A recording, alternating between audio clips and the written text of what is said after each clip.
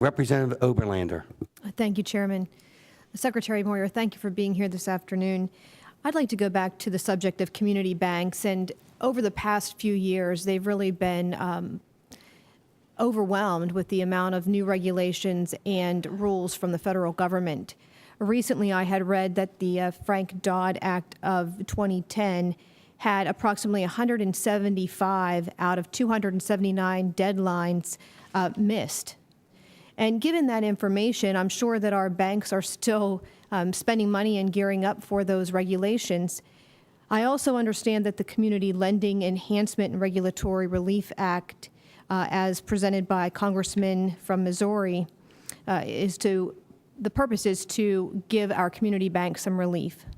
I speak with community banks often, and I can't tell you how, I'm sure that you've heard this as well, how difficult it is for them to lend money, and now it's almost a liability for them to lend money. So can you give us an idea of what the chances are of this CLEAR Act actually making positive changes for them, and what time frame are we looking at? The Dodd-Frank Act clearly was a major federal legislative effort to what I'll call assess blame and say this can never happen again.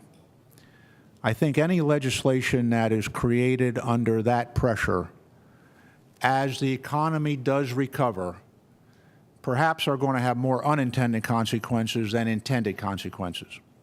I don't think anybody in the federal bureaucracy set out to impede community banks and the strength and growth of community banks. And yet exactly what you talked about is exactly what's happening. And so when I go in and talk to a bank in the central part of the state that's $400 million, and I say to them, how's your loan pipeline? And they say, well, pipeline's pretty good, but you know, we're not sure what the regulators are going to say when they come in to look at the loans we make. That cannot begin to be resolved until the Dodd-Frank rules are written. So these missed deadlines have a double impact. Everybody thinks, oh, well, if we push it off, that's a good thing. Well, sometimes, you know, a slow maybe is worse than a definite yes or no, and you deal with it. We have been urging at the state level, keep working through these remaining issues, because that's going to bring some clarity back, good or bad.